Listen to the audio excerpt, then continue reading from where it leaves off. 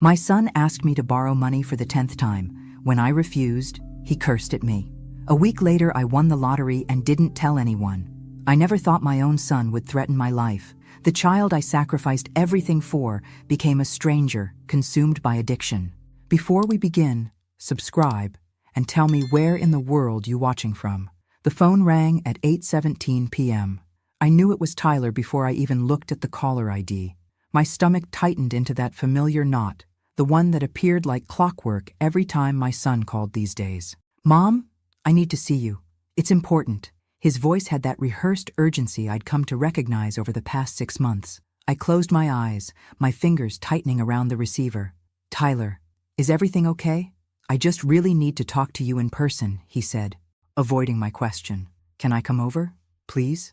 I glanced at the kitchen table where my bills were spread out, the electric notice with its bold red final warning, the property tax statement I'd been putting off. At 65, my teacher's pension barely covered the essentials. "Sure," I said, the word feeling heavy in my mouth.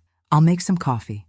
While waiting, I picked up the silver-framed photo on my mantle, Tyler at 16, grinning in his baseball uniform.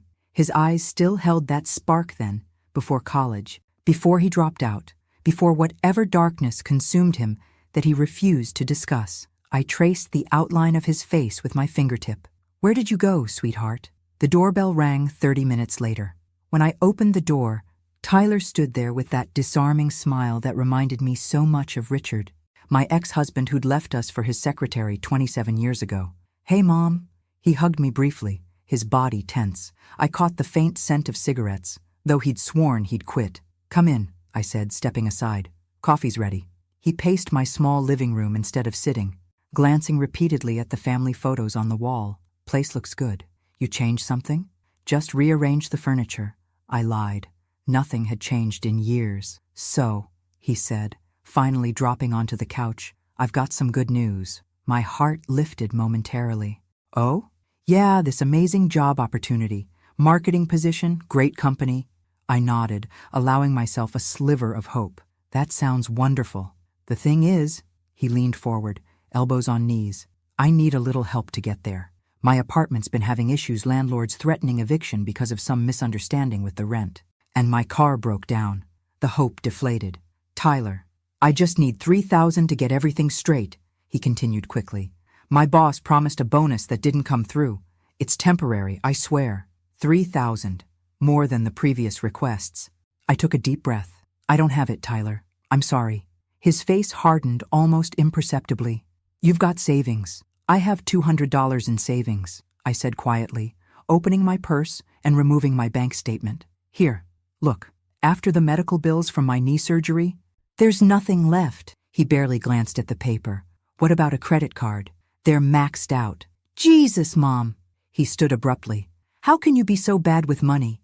Dad always said you couldn't manage finances worth a damn." The words stung. Richard had indeed said that, despite the fact that I'd worked 2 jobs after he left us with barely enough child support to cover groceries. "I can give you $200, I said, keeping my voice steady. "And I found information about a free counseling center.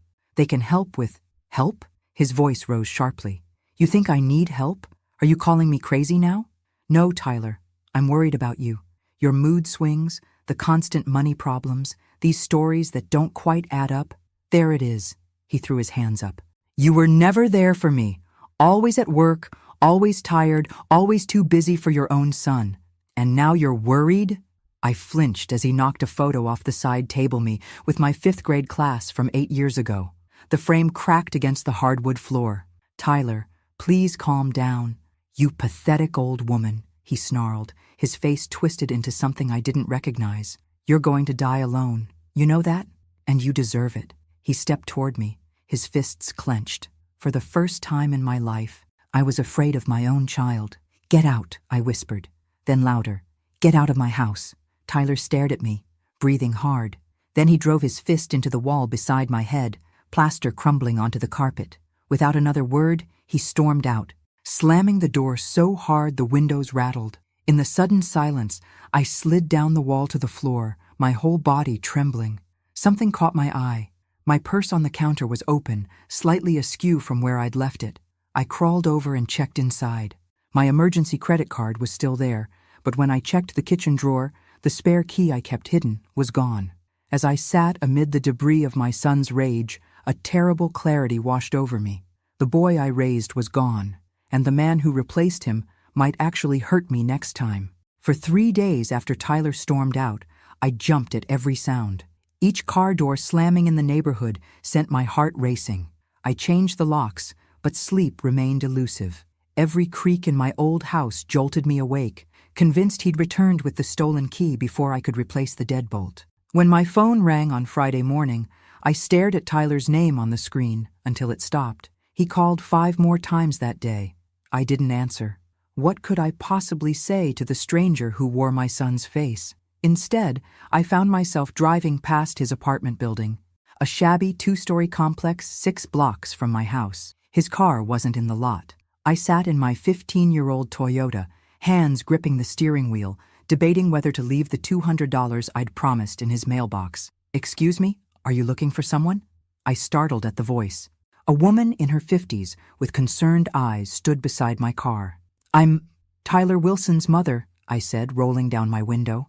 Her expression changed instantly. "Margaret? I'm Linda, the property manager. We've spoken on the phone before. Is Tyler home?" I asked, though I already knew the answer. Linda glanced around before leaning closer. "He was evicted 3 days ago. Hasn't paid rent in 4 months. She hesitated. "I probably shouldn't tell you this, but there were people coming at all hours. Arguments about payments. The neighbors complained." My stomach dropped. "Did he leave a forwarding address?" She shook her head. "The unit was trashed, Margaret. Holes in the walls, cigarette burns on the carpet." She touched my shoulder gently. "I'm sorry." I thanked her and drove away, my mind churning. Where was he sleeping? Who were these people demanding payments? The questions haunted me as I pulled into the library parking lot for my volunteer shift. Inside, I mechanically shelved books, finding comfort in their orderly arrangement. If only life could be categorized so neatly. Fiction and nonfiction, problems with clear solutions. "Earth to Margaret." My friend Joyce waved her hand in front of my face. "That's the 3rd time you've put psychology books in the travel section." "Sorry." I tried to smile. "Just distracted." "Tyler again?" she asked softly. Something in her tone, gentle understanding without judgment, broke the dam I'd built around my emotions. Tears came suddenly, embarrassingly. Joyce guided me to the break room, sat me down, and placed a cup of tea in my hands. "Tell me," she said simply. So I did. The repeated requests for money, the inconsistent stories, the rage when denied, the missing key. My voice sounded strange to my own ears, like I was telling someone else's tragic story. Joyce listened without interruption. When I finished, she took my hands in hers. "My brother was an addict for 15 years, she said. "Everything you're describing, the manipulation, the anger, the desperate need for money, it's textbook." "Tyler doesn't do drugs," I protested automatically. Joyce's expression was kind, but firm. "Margaret, I recognize the patterns. The person who came to your house wasn't your son, it was the addiction wearing his face. But there's a support group that meets on Thursdays at First Presbyterian," she continued, "for families of people with substance abuse issues. Will you come with me tomorrow?"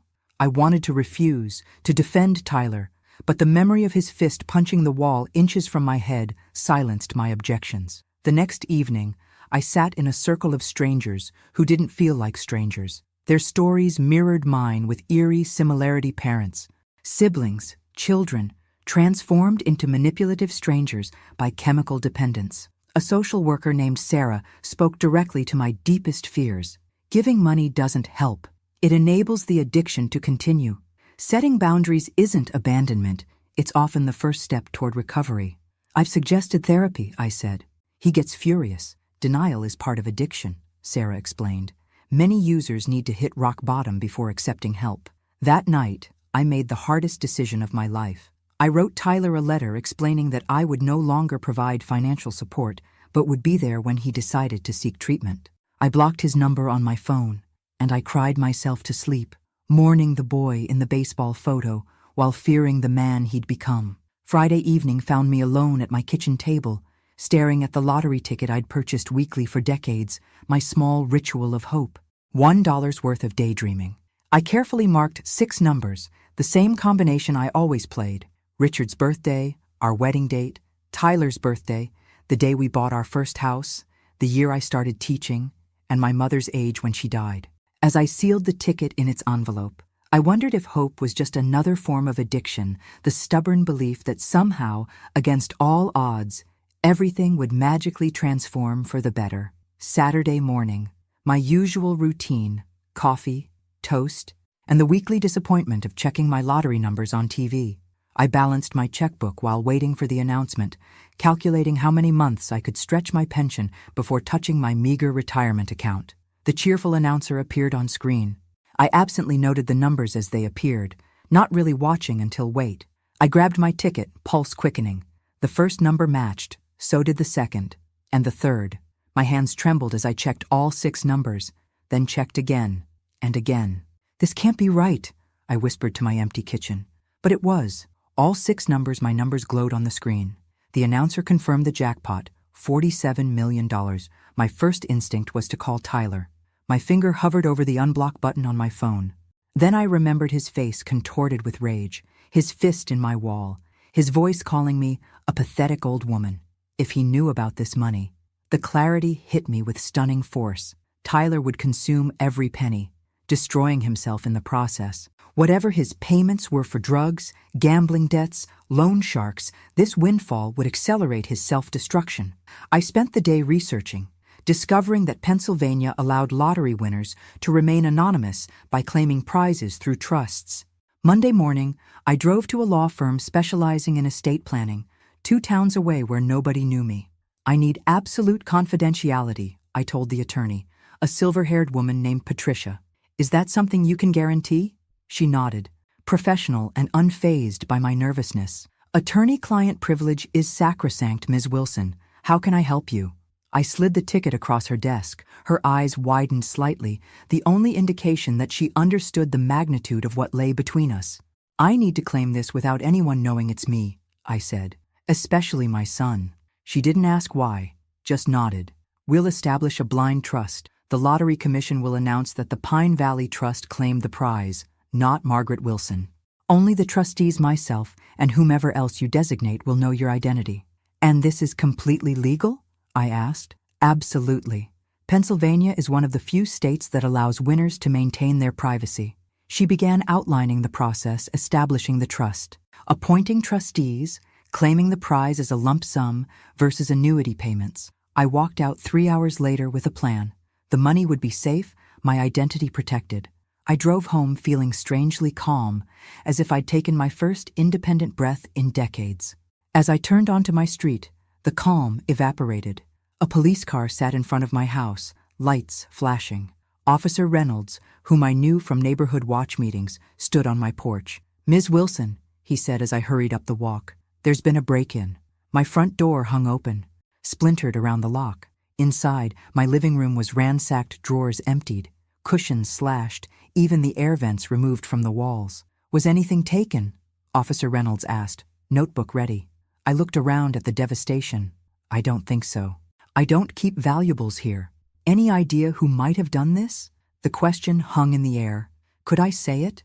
Could I speak the words that would officially transform my son from troubled to criminal? Before I could answer, my phone rang an unknown number. I answered automatically. "Mom?" Tyler's voice, desperate and slurred.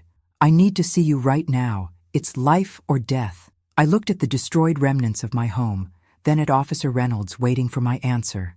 "No," I said firmly, both to Tyler and to myself. "I don't know who would do something like this." As I ended the call, I realized I'd made my choice. I would protect my son from the consequences of his actions one last time, but I would not surrender my life or my newfound fortune to his chaos. When Officer Reynolds finally left, promising increased patrols in the neighborhood, I sat amid the wreckage of my living room, numb.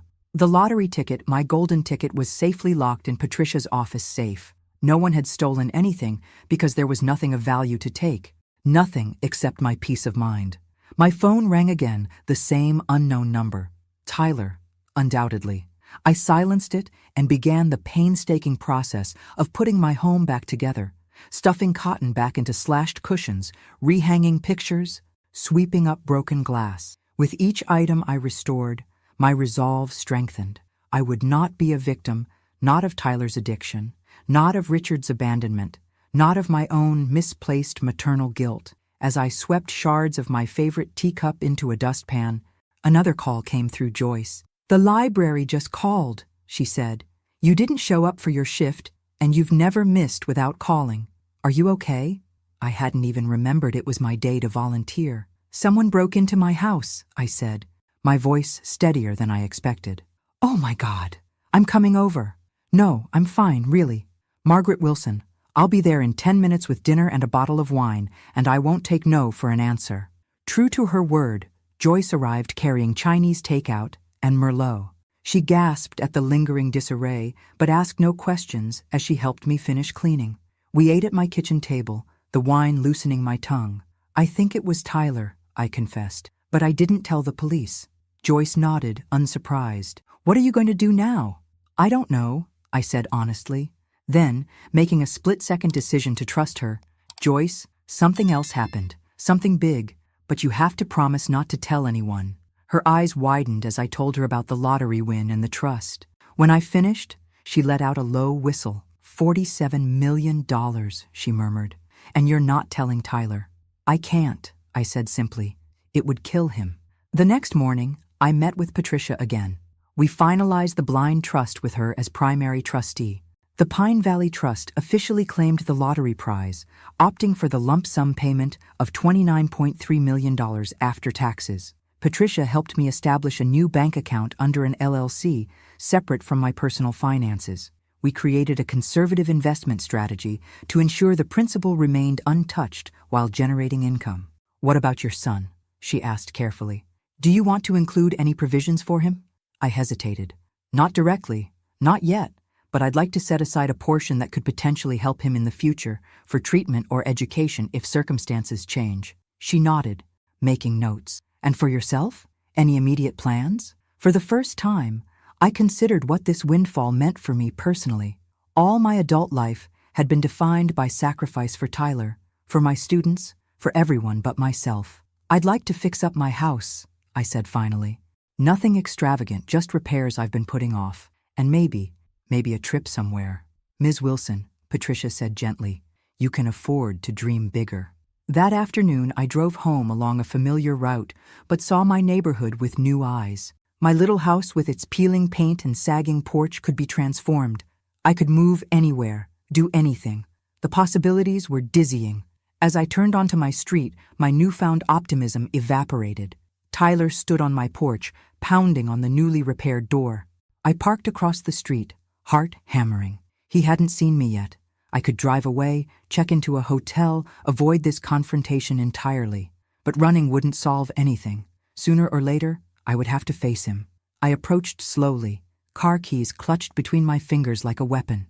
Tyler whirled at the sound of my footsteps. His eyes were bloodshot, his clothes rumpled. "Mom," he said, his voice breaking, "I've been trying to reach you for days." "My phone was having issues," I lied, maintaining distance between us. "Can we talk?" He gestured toward the door. "Inside?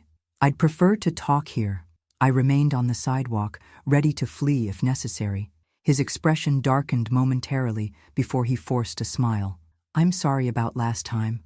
I was stressed, not myself, but I'm getting help now, I promise." The words sounded rehearsed, hollow.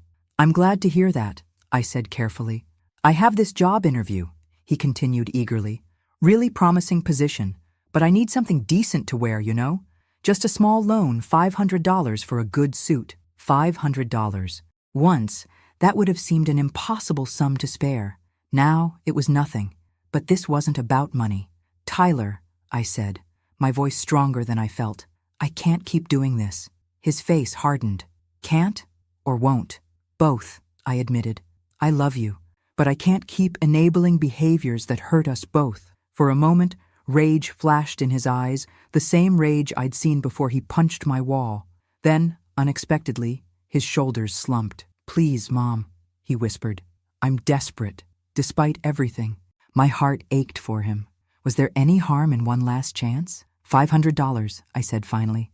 "But we meet at Starbucks tomorrow, and we talk about getting you real help." His relief was palpable. "Thank you. You won't regret it." As I watched him walk away, I wondered if I already did. Starbucks buzzed with morning commuters when Tyler arrived, clean-shaven and wearing his one decent button-down shirt. I almost didn't recognize him. This was the son I remembered, not the volatile stranger from my living room. "You look well," I said cautiously as he sat across from me. "Feeling better," he replied with a sheepish smile. "I've been going to some meetings, getting my head straight." "Meetings? What kind of meetings?" He stirred his coffee, eyes downcast. "NA, Narcotics Anonymous. I should have told you sooner, but I was ashamed." The confession stunned me. He'd never admitted to drug use before, always denied it vehemently when I suggested it. "How long?" I asked, my voice barely audible above the coffee shop chatter. "It started in college. Just pills for exam stress, you know? Then it escalated." He looked up, eyes glistening. "I'm 14 days clean now. It's not much, but it's a start." I wanted desperately to believe him. The vulnerability in his expression seemed genuine, his contrition authentic. "The job interview is real," he continued. "Entry-level position at an insurance agency. Nothing glamorous, but it's honest work with benefits." He pulled out a printed email confirming the interview. "It's tomorrow at 2 AM. I just need to look presentable." I slid an envelope across the table. $500, as promised. He took it, hands trembling slightly. "I'll pay you back, Mom. Every penny." "I don't care about the money, Tyler. I care about you getting well." "I know." He reached across the table and squeezed my hand. "I'm trying, really trying this time." Over the next 3 weeks, Tyler became the son I'd longed for all these years. He called regularly just to check in, never asking for money. He got the insurance job and proudly showed me his first paycheck. He brought dinner on Sundays, helped fix my leaky faucet, and spoke openly about his recovery struggles. "One day at a time," he'd say, echoing the NA mantra he claimed to have embraced. I began to relax, to hope. Maybe the break-in had been someone else. Maybe hitting rock bottom had finally shocked him into change. Maybe I could eventually tell him about the lottery winnings and even set up a trust for him. We settled into a comfortable routine. I carefully maintained my modest lifestyle, making only necessary repairs to my house, a new roof, updated plumbing, nothing that would raise eyebrows. One Sunday evening, as Tyler was helping me wash dishes after dinner, he casually mentioned, "I noticed Mr. Abernathy got a new Lexus. Pretty fancy for a retired principal." "His daughter's a surgeon in Boston," I replied. "I think it was a birthday gift." "Speaking of cars," Tyler continued, "yours is what, 15 years old? Ever think about upgrading?" I changed the subject, but the question lingered uneasily. Had he noticed something? Was he fishing for information? The following Wednesday, I returned early from grocery shopping, having forgotten my list. As I quietly entered through the back door, I heard movement in my bedroom.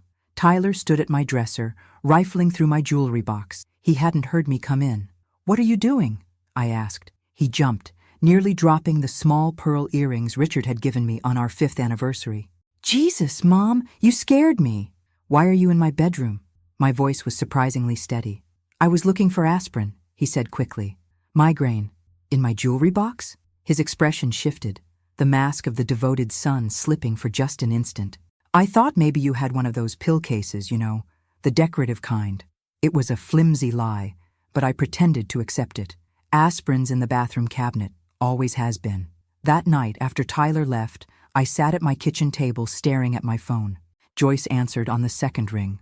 "I need advice," I said, without preamble, "and maybe a place to stay for a few days." Joyce's guest room became my sanctuary for the weekend. I told Tyler I was visiting a former teaching colleague in Philadelphia, buying time to think and plan. "Something's not right," I confided to Joyce over Saturday morning coffee. "He's playing a role the perfect son." But I caught him searching my bedroom. Joyce's husband, retired Detective Frank Williams, joined us at the table. "Margaret, I don't want to overstep, but have you considered putting up cameras?" The suggestion horrified me. Initially, spying on my own son felt wrong. But then I remembered the ransacked living room, the fist through my wall, the missing key. "I know a guy who installs security systems," Frank continued. "Discreet ones. I could give him a call." Monday morning, while Tyler was at his job, 2 tiny cameras were installed in my living room and hallway, accessible through a secure app on my phone.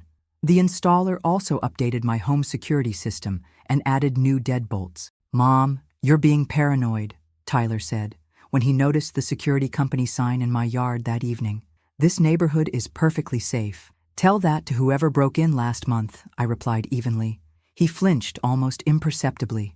Right. Good point. The installer had placed cameras strategically, one in the living room overlooking the entryway, another in the hallway leading to my bedroom and home office, but none in private spaces like bathrooms or bedrooms. I needed evidence, not invasion. For 3 days, nothing unusual appeared on the cameras. Tyler visited for dinner on Thursday, behaving like the attentive son he'd recently become.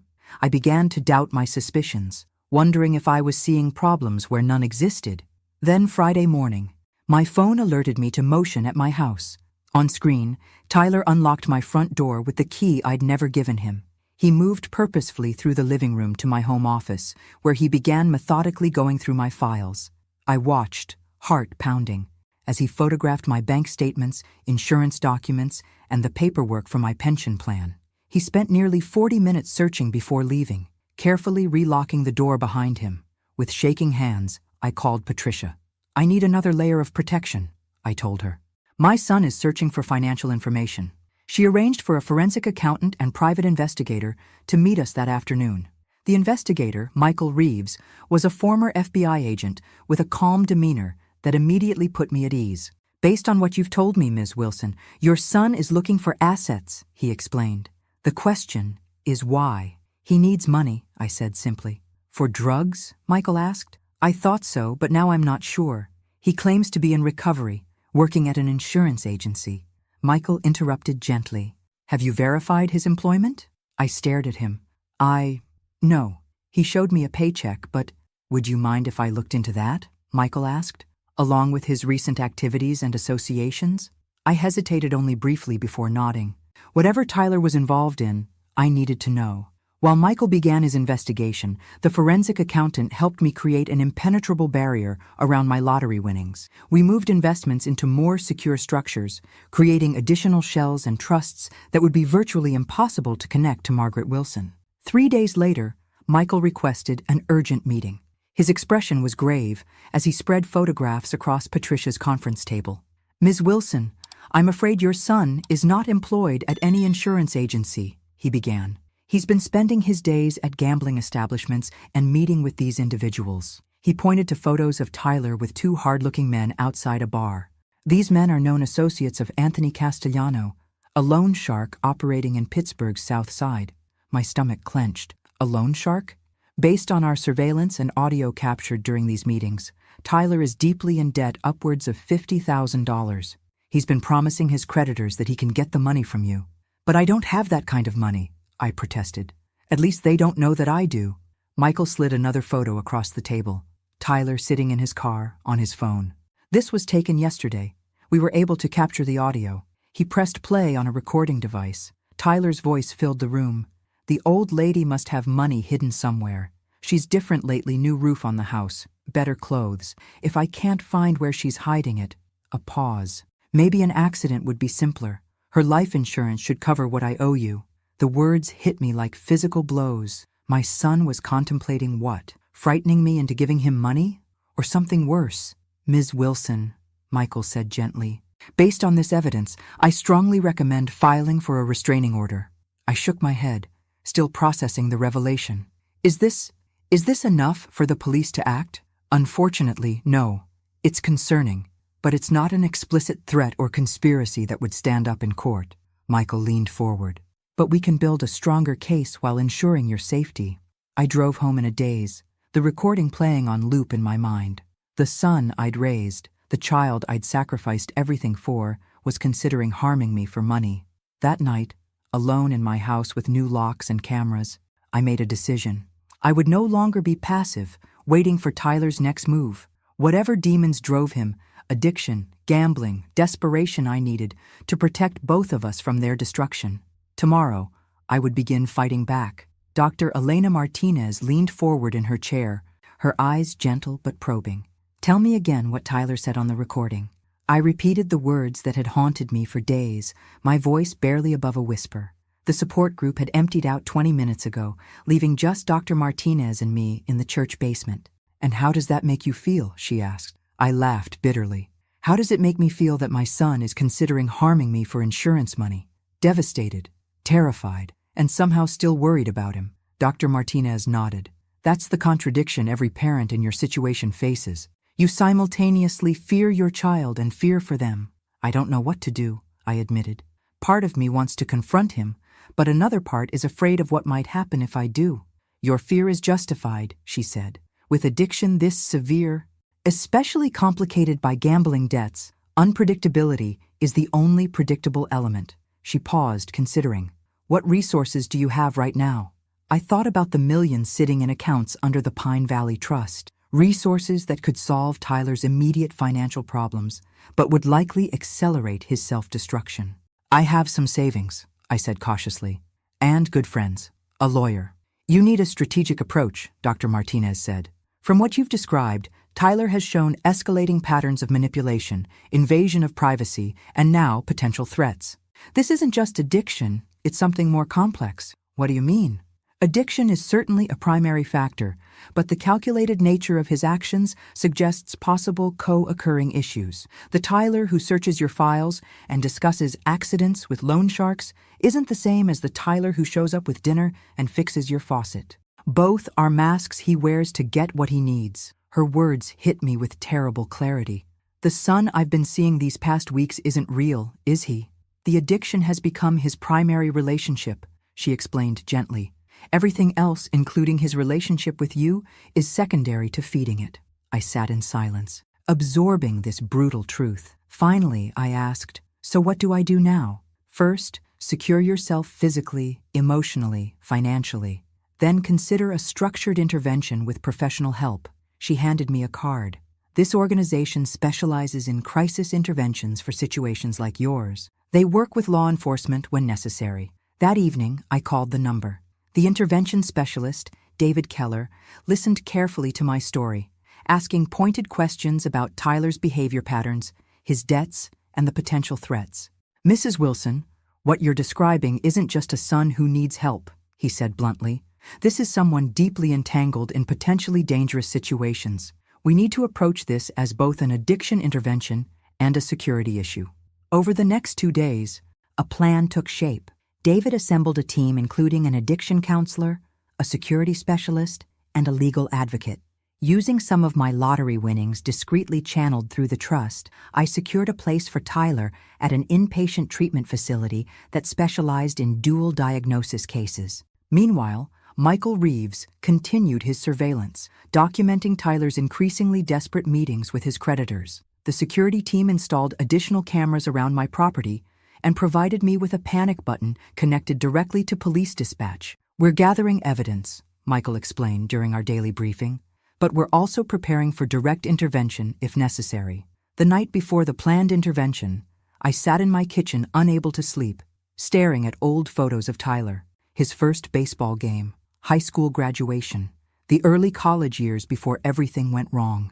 When had I lost him? Could I get him back? My phone buzzed with a text from Joyce.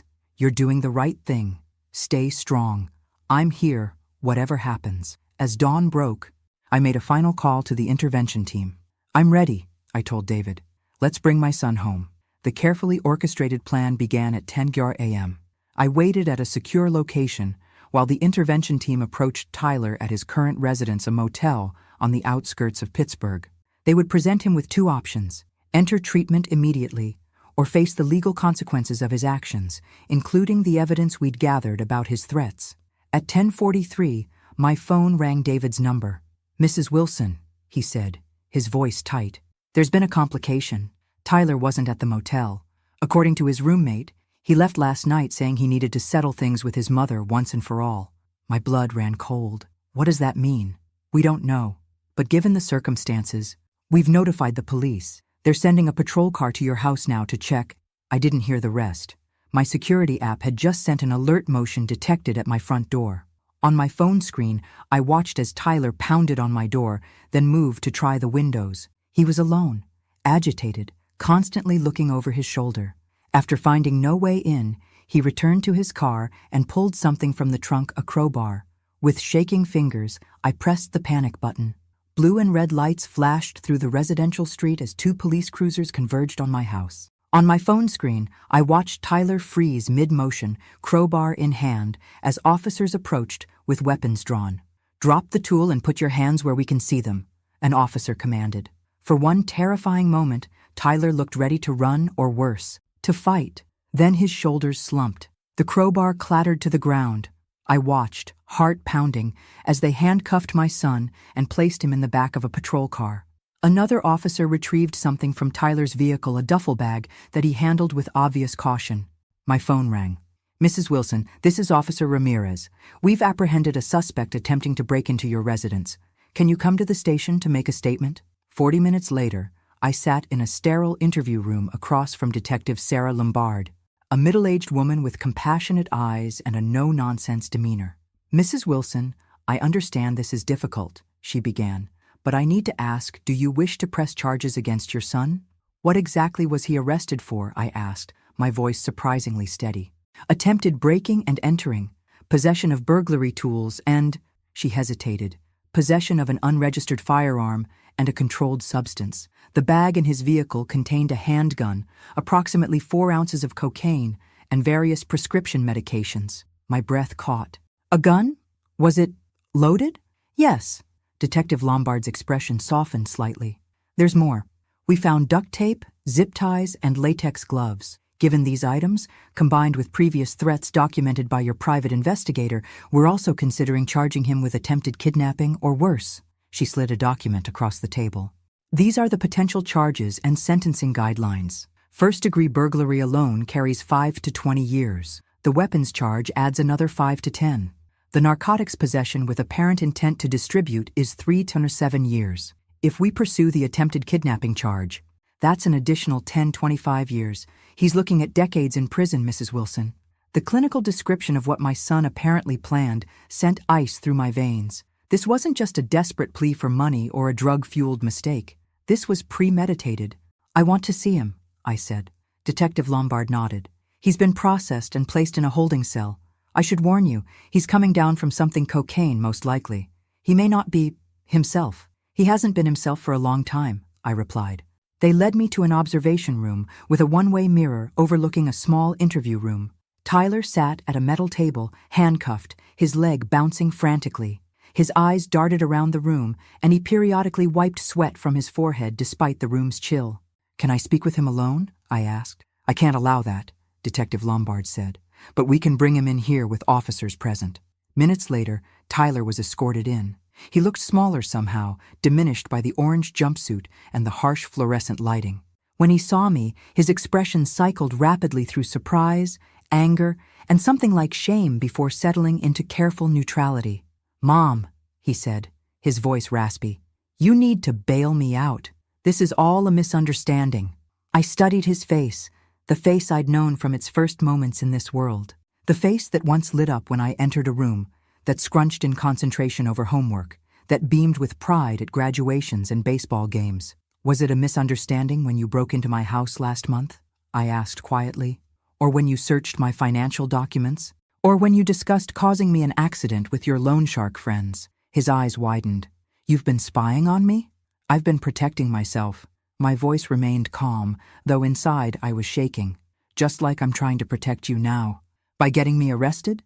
He slammed his handcuffed wrists on the table. "Some protection. Tyler, you came to my house with a gun, drugs, and restraints," I said. "What was your plan? To scare me into giving you money? To hurt me for insurance? To make me disappear?" His face crumpled. "I wouldn't have hurt you. I just needed leverage. They're going to kill me if I don't pay." "Who? The loan sharks?" He nodded miserably. "I owe them $57,000. The interest keeps growing.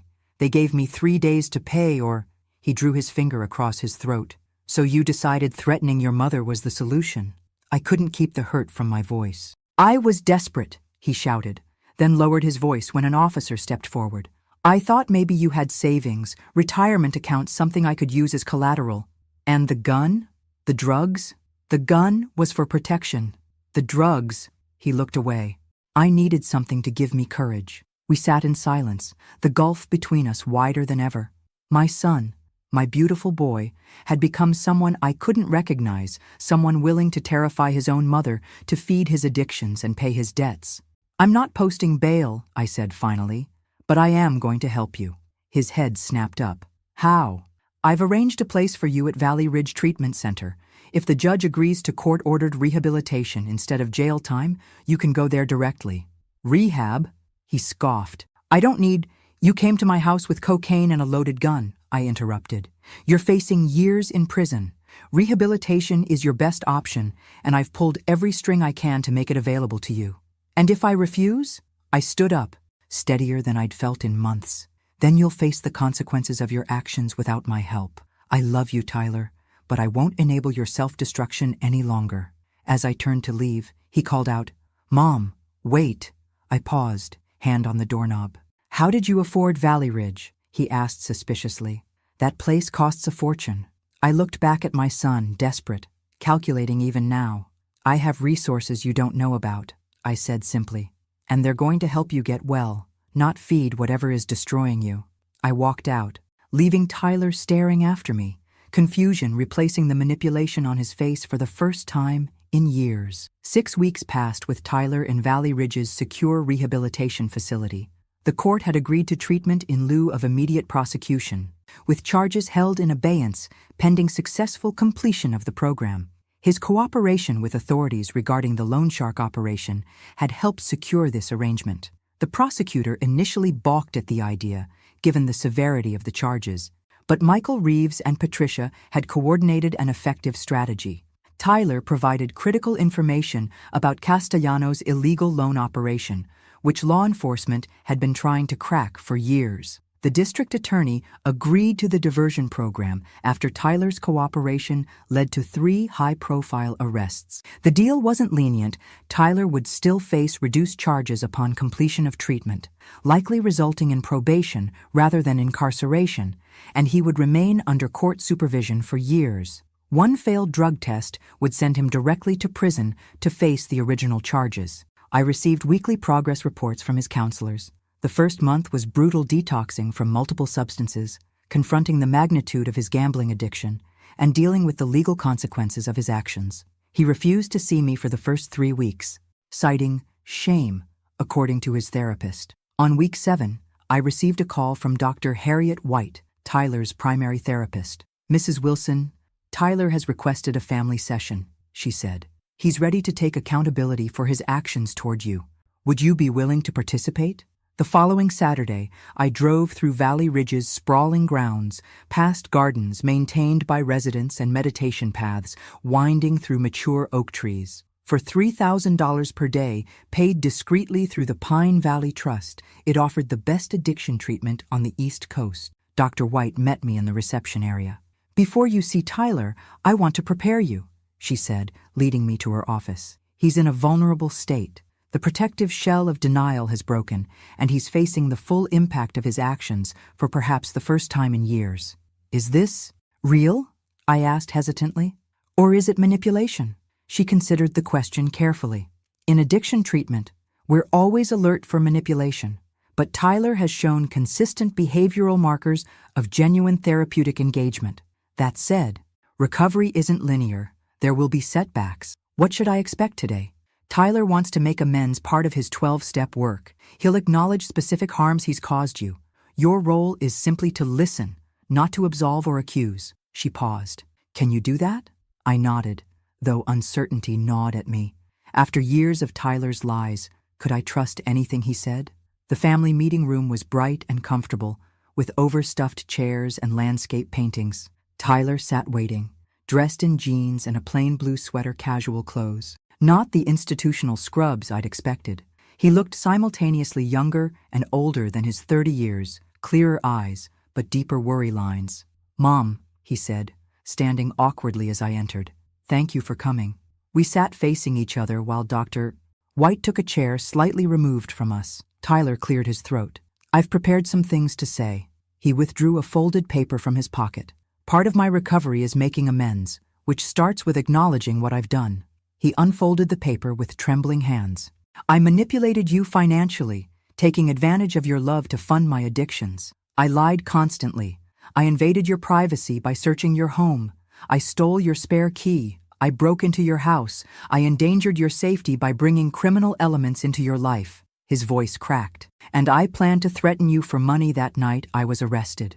Each admission felt like a physical blow. Hearing the litany of betrayals stated so plainly made them more real somehow. "The worst part," Tyler continued, "is that I convinced myself these weren't real harms because you owed me as my mother. I told myself terrible lies about you, that you'd failed me, that you deserved it." He looked up, his eyes wet. "The truth is, you were the only person who never gave up on me, and I repaid that with cruelty." I sat perfectly still, afraid that any movement might shatter this moment of brutal honesty. "I don't expect forgiveness," he said. "I'm not asking for that.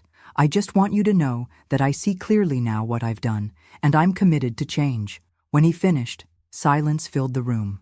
Dr. White nodded encouragingly toward me. "Thank you for your honesty," I said finally. "I want to believe you're changing, but you're not sure you can," Tyler finished for me. "I understand. Trust has to be earned." Something in his acceptance, the lack of defensiveness or manipulation, felt different from all our previous interactions. "Tell me about your treatment," I said, changing direction. "What are you learning?" For the next hour, Tyler spoke with surprising insight about his dual diagnoses, substance use disorder and gambling addiction, complicated by depression and possible bipolar tendencies. He described his daily routine of therapy, group sessions, and mindfulness practices. He spoke about facing the wreckage of his choices without making excuses. As our session concluded, Dr. White asked, "Is there anything else either of you would like to address today?" Tyler hesitated. "There is one thing." He turned to me. "Mom, I know you're hiding something important. Something changed before I was arrested. You had money for this place, for the private investigator." My pulse quickened. How much had he pieced together? "Did you sell the house?" he asked. "Cash out retirement accounts? Whatever it is, I'm worried you've compromised your future to help me." The irony nearly made me laugh. After years of seeking my money, now he was concerned about my financial security. "I have resources that are being managed responsibly," I said carefully. "That's all you need to know right now." "But, Tyler," I interrupted gently, "part of recovery is accepting boundaries. My financial situation is a boundary I'm establishing." He looked ready to argue, but caught himself. "You're right," he said after a moment. "I don't have the right to question that, especially given my history." As I drove home, I replayed the session in my mind. The change in Tyler seemed genuine, but experience had taught me caution. Real recovery would require more than words. It would demand consistent action over time. Still, for the first time in years, I allowed myself to feel something dangerous: hope. The conference room of Mercer and Hodge law firm buzzed with activity as Patricia guided us through the final paperwork establishing the New Dawn Foundation. After 9 months of planning, my vision was becoming reality. "Once you sign these documents," Patricia explained, "the foundation will be officially incorporated as a 501c3 nonprofit organization with an initial endowment of $15 million from the Pine Valley Trust." I signed where indicated, feeling a sense of purpose I hadn't experienced since my teaching days. The New Dawn Foundation would provide treatment scholarships for addiction patients who couldn't afford quality care, fund research into more effective recovery protocols, and support families affected by substance abuse. "Congratulations, Margaret," said Dr. Martinez, who had joined our board as clinical advisor. "This foundation will change countless lives." To protect my privacy, I would serve officially only as a board member and program director, not as the primary donor. The organizational structure created by Patricia's team effectively obscured the connection between the lottery winnings and the foundation. As our meeting concluded, Dr. Martinez stayed behind. "Have you thought about what you'll tell Tyler?" she asked. "He's completing his program in 3 weeks." Tyler had now been at Valley Ridge for nearly 11 months. His recovery, while not without setbacks, had been remarkable. He had maintained sobriety, engaged fully in therapy, and even begun mentoring newer patients. His therapists reported genuine transformation in his thinking patterns and behavior. "I'm still not sure," I admitted. "Part of me wants to tell him everything. Another part remains cautious." "Trust is rebuilt gradually," she reminded me. "You're right to proceed carefully." The following Sunday, I visited Tyler at Valley Ridge. These visits had become bi-weekly rituals, no longer supervised therapy sessions, but increasingly normal conversations between mother and son. We walked the facility's garden paths, autumn leaves crunching beneath our feet. Tyler looked healthy, clear-eyed, steady, present in a way he hadn't been for years. "I've been accepted to the halfway house program," he said. "3 more weeks here, then I'll transition to Oakwood House. It's structured living with continued therapy. But I'll be able to work part-time." "That's wonderful," I said sincerely. "Have you thought about what kind of work you'd like to do?" He nodded. "The vocational counselor helped me find a position at a printing company. Entry-level, of course, but they work with people in recovery." He hesitated. "It's not glamorous, but it's honest work." "I'm proud of you," I said, surprised by the tears that suddenly threatened. Truly proud. We sat on a stone bench overlooking a small pond. A comfortable silence stretched between us, so different from the tense, manipulative interactions of the past. "There's something I need to tell you," Tyler said finally. "I've been accepted to community college. Just 1 class to start Introduction to Addiction Counseling. My therapist thinks I might have aptitude for it once I'm further along in my own recovery." "That's a big step," I said carefully. "What about the printing job?" "I'd do both. Class 2 evenings a week, work during days." He looked at me directly. "I'm not asking you for money, Mom. I've applied for financial aid, and I've been saving from my work program here." His declaration, so different from our interactions over the last decade, caught me off guard. "I never thought I'd say this," Tyler continued, "but getting arrested was the best thing that ever happened to me. It forced me to stop running from myself." He turned the AA medallion he carried now, marking 10 months of sobriety. "I have a long way to go, but for the first time, I actually believe I can make it." I reached for his hand, and he squeezed mine gently. "There's something else," he said hesitantly. "I heard about a new foundation that opened in Pittsburgh, New Dawn Foundation. They're looking for peer support specialists, people in recovery who can work with new patients." His eyes lit up with purpose. "I won't be qualified for at least a year, but eventually, maybe." My heart pounded. "You're interested in working there?" "Not just working. It's the kind of place where I could really make a difference. Use my experience to help others." He shrugged self-consciously. "Probably a pipe dream, but it gives me something to work toward." The irony was almost overwhelming. My son wanted to work for the foundation I had created, the foundation funded by money I still hadn't told him about. As we walked back toward the facility, Tyler stopped suddenly. "Mom, can I ask you something? It's been bothering me." I tensed, bracing for questions about my finances. "Have you been taking care of yourself?" he asked instead. "All this time, your focus has been on me and my problems. But what about you? What do you want for your life?" The question startled me. In all our years together, Tyler had never asked about my desires, my dreams.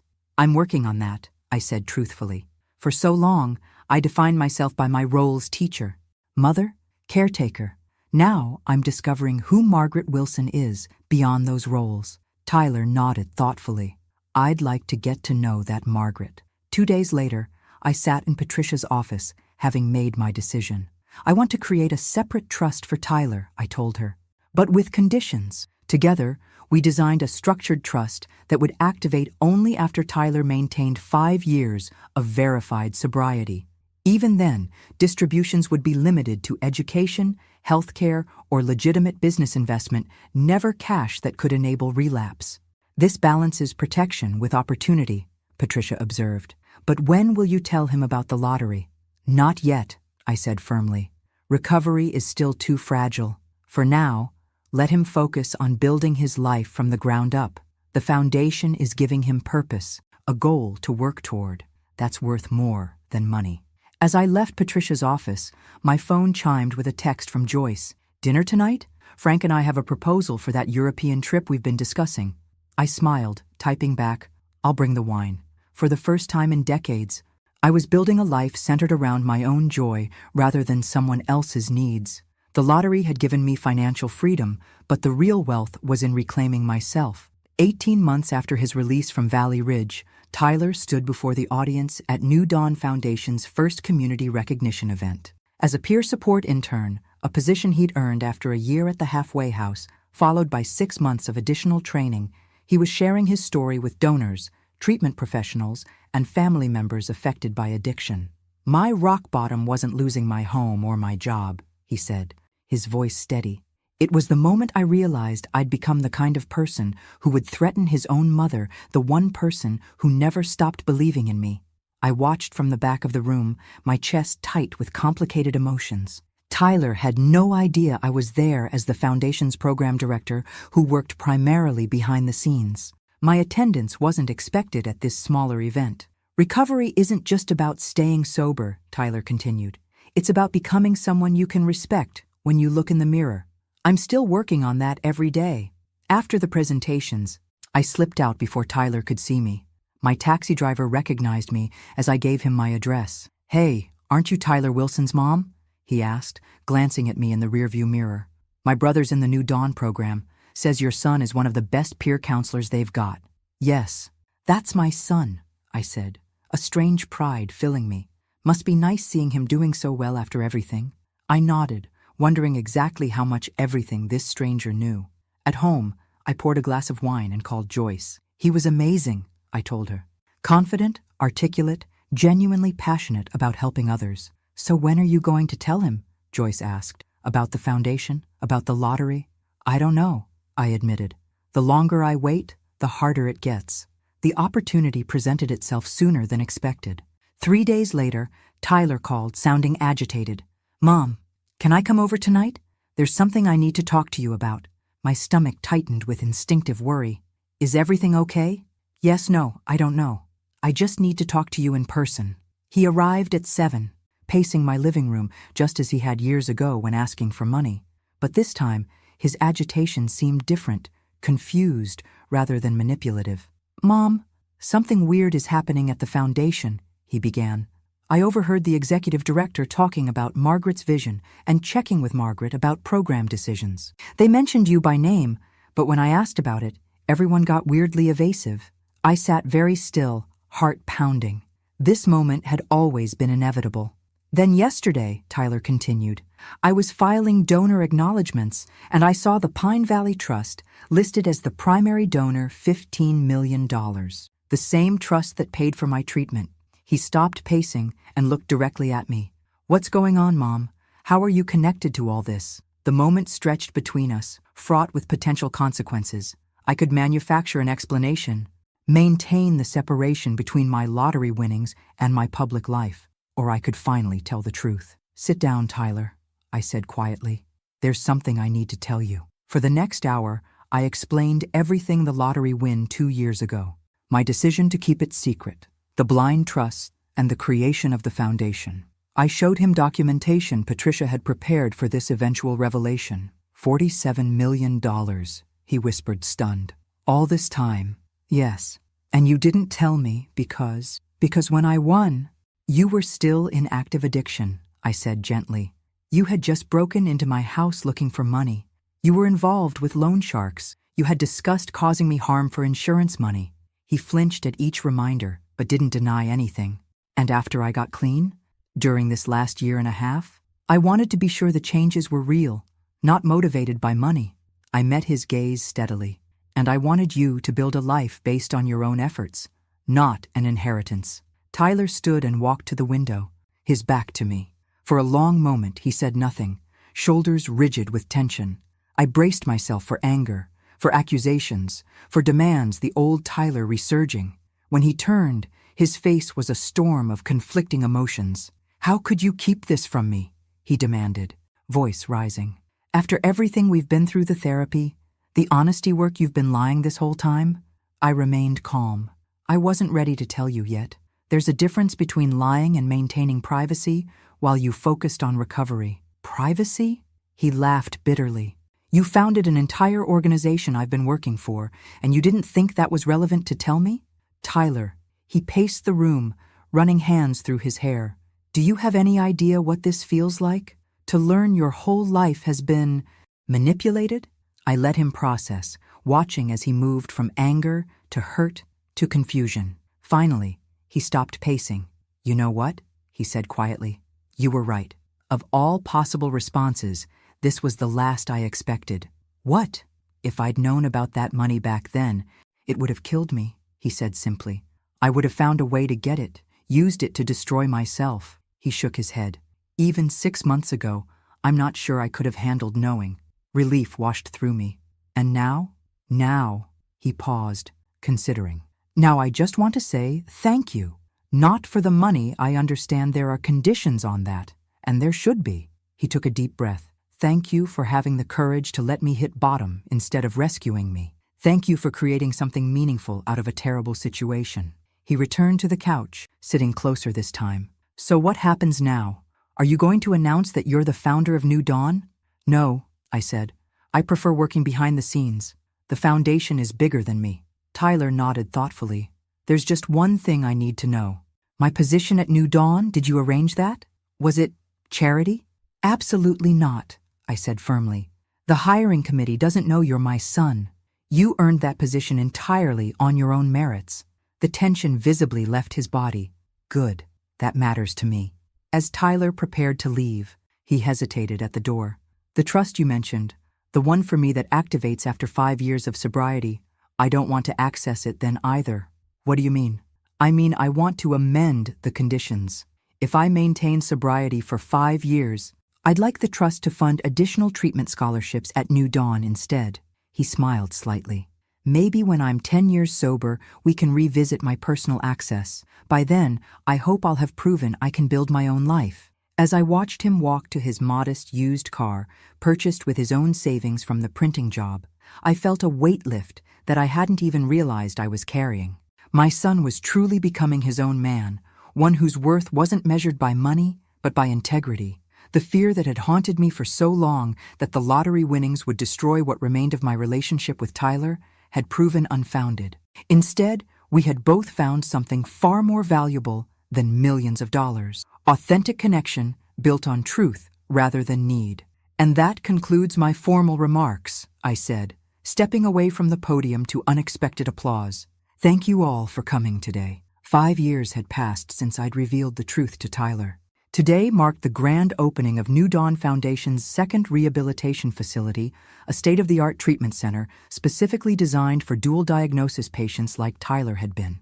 As program director, I'd spent the last 3 years developing the center's evidence-based approach, working alongside addiction specialists, former patients, and family members to create something truly revolutionary.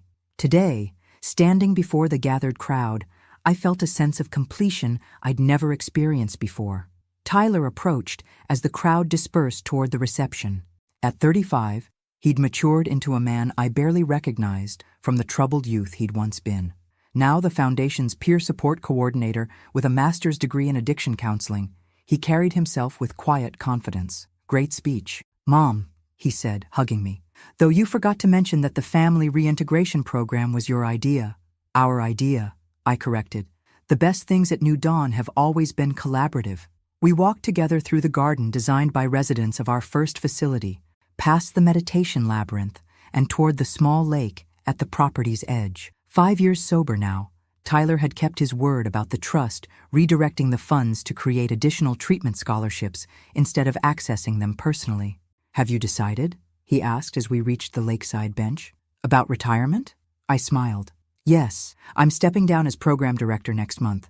Victoria is more than ready to take over. And then? Joyce and I are finally taking that European trip we've been planning for years. 3 months exploring everything from the Louvre to the Greek Isles. I turned to face him fully. But that's not the big news. Tyler raised an eyebrow expectantly. I'm going public, Tyler, about everything, the lottery, the foundation, our story. He looked surprised. After all these years of privacy, what changed? Perspective, I said simply. I've realized our story might help others struggling with addiction in their families. Not the money part, that was just a catalyst, but the journey from enabling to healthy boundaries, from fear to trust.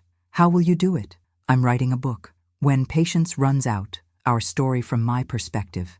I've already spoken with a publisher. I watched his face carefully. But I won't proceed without your blessing. Tyler was quiet for a long moment, looking out across the water. Will you include everything? The threats? The break-ins? The arrest? Yes, I said honestly. But also the recovery, the transformation, the reconciliation, the full journey. He nodded slowly. Then I think you should do it. Maybe, he hesitated, maybe I could contribute a chapter from my perspective, if that would help. I'd like that, I said, throat tight with unexpected emotion. As we walked back toward the reception, Tyler asked, Have you ever regretted it? Not telling me about the lottery right away?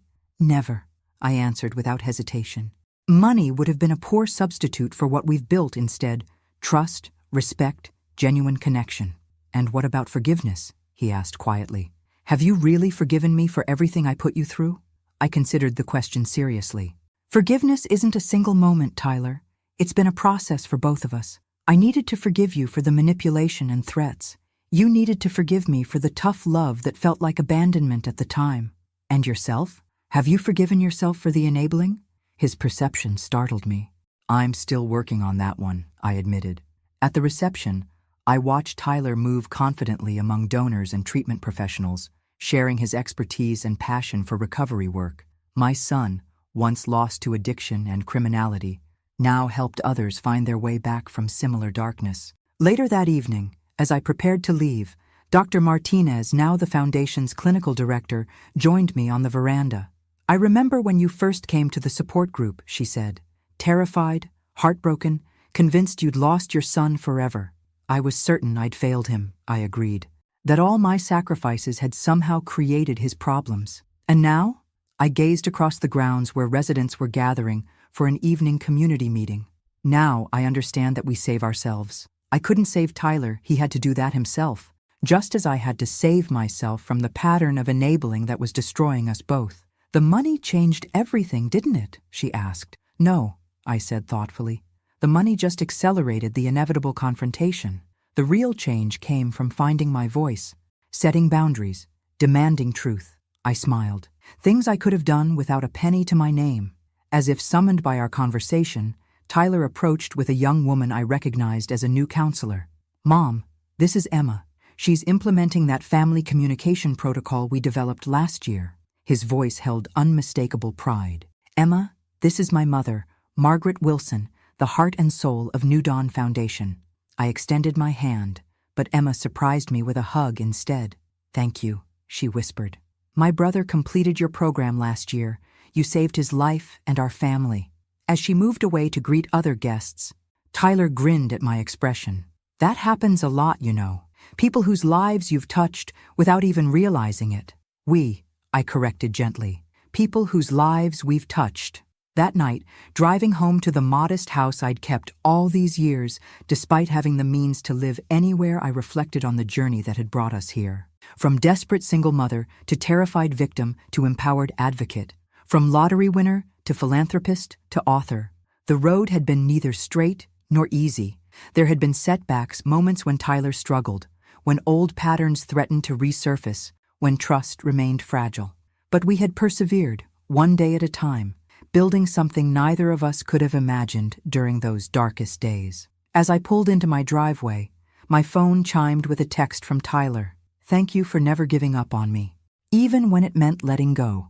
Love you, Mom. Some fortunes, I realized, couldn't be measured in millions. Some jackpots were paid in moments like these, in reconciliation, purpose, and the quiet joy of reclaimed connection. When patience runs out, sometimes that's when true change begins.